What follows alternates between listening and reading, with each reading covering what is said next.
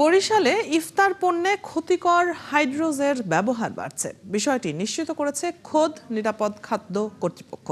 তারা আরও জানান, মিষ্টি এবং মুড়িতে ক্ষতিকর এই রাসায়নিকের ব্যবহার বেশি। এ নিয়ে ক্রেতারা জানান, তারা এর প্রতিবাদ করতে গেলে রীতিমতো হয়রান হতে হয়। বিধান সরকারের প্রতিবেদন।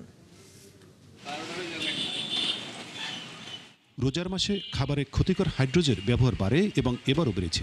বাজারে অভিযান চালানোর পর সাংবাদিকদের কাছে এমন তথ্য জানান বরিশালের বাংলাদেশ নিরাপদ খাদ্য কর্তৃপক্ষ। ব্যবসায়ীরা মিষ্টি জাতীয় খাবার এবং মুড়ি লম্বা সময় তরতাজা রাখতে এই কৌশল করে। বিভিন্ন ব্যবসায়ী আসলে জিলাপিতে হাইড্রোজের ব্যবহারটা মারাত্মক বৃদ্ধি পাচ্ছে। ডেন্টিস্টের পরামর্শ নাও নতুন কোলগেট অ্যাক্টিভ সল্ট।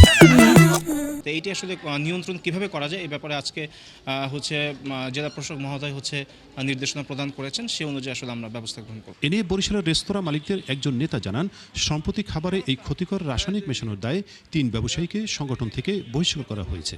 ভবিষ্যতেও কেউ ধরা পড়লে তাদের ক্ষেত্রেও একই পদক্ষেপ নেওয়া হবে। কিছু কিছু রেস্তোরাঁ মালিক সমিতি এখনও অতিরিক্ত মুনাফার লোভে অনেক কিছু করে, আমরা সেটা প্রমাণ পেয়েছি। আমরা আমাদের যারা প্রতিনিধি আছেন তারা আমাদেরকে রিপোর্ট করেছেন। তবে এক্ষেত্রে নিয়মিত বাজার তদারকি রয়েছে বলে জানান অতিরিক্ত জেলা প্রশাসক। নিয়মিত মোবাইল কোর্ট পরিচালনা হচ্ছে। যদি আপনি এখনো দেখেন, আমার অলরেডি তাদের সাথে একটা মোবাইল কোর্ট পরিচালনা হচ্ছে, কিন্তু আমরা কিছু আমাদের স্বার্থে সবকিছু ডিসক্লোজ করতে পারি না। আর এ নিয়ে সাধারণ ক্রেতারা জানান, খাবারে ক্ষতিকর রাসায়নিক মেশানোর প্রতিবাদ করলে উল্টো নাজেহাল হতে হয়। সবকিছুর দাম অনেক বেশি আর কি, মানে যেটা আর কি নির্ধারণ করা হয় ওটা থেকে বেশি রাখা হয়। আর বাজার যখন মনিটর করতে আসে তখন ঠিক আছে বলে এইভাবে বেচবো বা এইবার রেট দিয়ে সেভাবে বেচবো, তখন যারা চলে যাবে আবার স্বাভাবিকভাবেই দাম বিক্রি করে। নগরীতে কেবল 70টি হোটেল রেস্তোরাঁ মালিক সমিতির অন্তর্ভুক্ত। বিধান সরকার, ৭১, বরিশাল।